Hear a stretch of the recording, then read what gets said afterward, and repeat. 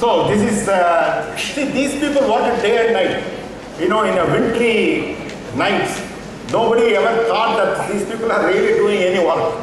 You know, they were, you know, without any fanfare, without any advertisement, these people were working in the laboratory, and the kind of instrument that was needed really was such that it should not really be disturbed by ambient. That is ambient sound, ambient noise and heat, and all these things have to be insulated, vibrations. So that's the instrument which I am going to talk about, which was fabricated also in our institute by our group. I will not tell too many details because I'm sure that you know, you are all had enough of the excitement of quantum mechanics and all those things. But the reward of all that work which these people did is something that makes the world exciting and the science exciting. That is the nanotechnology. I would say the modern nanotechnology revolution could happen only because of the work of these two people, Billig and Rohrer. Even if you don't understand much from my talk today, you just go in the evening and look for scanning tunneling microscope and read about these people who have done this, and their Nobel lecture is there, and there are many sources from which it is available, and this is what they made the reality of seeing atoms and molecules.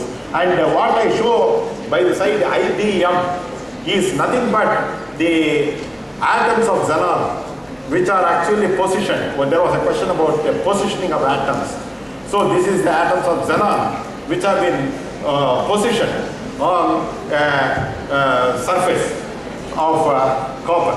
So I will come to that later. So how is it possible? I just told about the tunneling. Now if you have a tip which is conducting, which is have another surface which is conducting, you will find because of the wave and the particle duality and the probability which I thought about, you will find that the electrons can exist away from the surface of the tip and also away from the surface of the surface which you are scanning.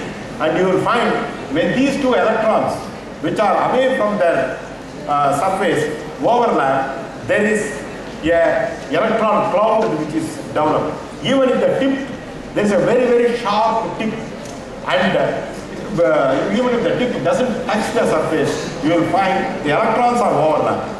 Now in a situation like that, you will find there is a tunneling that happens. The electrons from the tip can go into the surface, and the electrons from the surface can go into the tip without actually touching by a phenomenon of tunneling. So if you have a tip and if you can scan the surface, scanning is taking measurement at different points in an orderly way. So this is scanning. Now when you do that scanning, you will measure a current if you can actually connect the tip and the sample through a voltage source. That is, if you apply a voltage between the tip and the sample, there will be a current flow based on the polarity of the voltage, either from the tip to the sample or sample to the tip. And if they bring the tip and the sample as close as 1 nanometer, that is the kind of challenge that is involved. This is the kind of challenge which these two scientists addressed at that time. How to bring the tip and the sample. When I say they don't come touch each other but they come very close, you may think that it is, you can by hand you can bring these two metals together, a tip and the sample, and then see the tunneling. It's not so. Even you are shaking the hand, of the vibrations are so much, you cannot really bring them at a distance of nanometer. Tunneling will happen only when it is so close as 1 nanometer. So you have to evolve a technology to bring them together, and these people achieved by using a technology existing at that time to bring them. So nowadays it is much easier to bring a tip and the sample at a distance of 1 nanometer.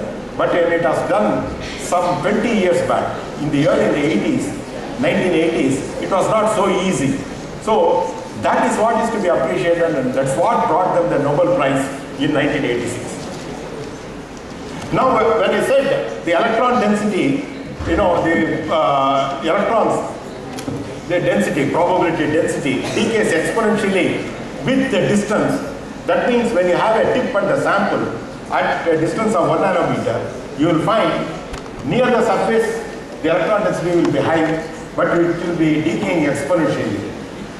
And this is something which is very important, because even if there is a small change in the distance, a small change in the distance between the tip and the sample, you will find the density, electron density will change a large amount. In other words, the electron density, when you convert into current flow, the current flow happens because of the potential that is being applied.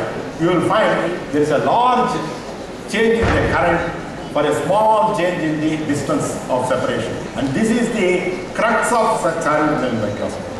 Even if there is a small change by an Armstrong, you will find there is a change in the current by 10 times. Now, a change in the current by 10 times is easily measurable. So, by varying the distance, you measure the current. Now, the varying in the distance happens automatically when you scan the surface in a plane. And that's what is shown in the other diagram. I will be happy if I have a pointer. No pointer. Okay. Sorry about that. You use the mouse. Okay. So you can see this is the tip and this is the sample. Electrons are tunneling. And when you scan it, here you have an atom. In between two atoms, the electron density is low. So here the current will be high. And when it is actually changing the position to here, the electron density is low. The current flow is also becoming low. And again, when this tip comes here, the electron density becomes higher. So the electron density, which is translated into current here, I am just depicting by a schematic diagram. This is an ammeter, let us say. The current will change depending upon the position of the tip on the sample. So this gap separation is what you actually depict here as the distance of separation. And this change in the current will be tremendous. From here to here, there will be large change in the current. And that if you are measuring, then if you plot the current as a function of the distance in 2 dimensions, you will measure the the topography, because the distance between the tip and the sample is converted to topography, because topography means the surface profile. Now at atomic level, this will tell you the position of atoms. Now in an experimental setup, this is a schematic. You have this kind of a positioning is possible only by piezo materials. I will ask you later on about piezo, but this piezo materials, when you apply a voltage, it changes the distance, and that means it is changing the distance of the tip. That is, you can actually move the tip using the piezo, and the distance between the tip and the sample is converted into current, and that's what you actually plot in order to get the image. So this is how a piezo works. That is, it is at this is the length of the piezo. You can extend the length of the piezo by applying the voltage. So you can actually compress or expand the piezo.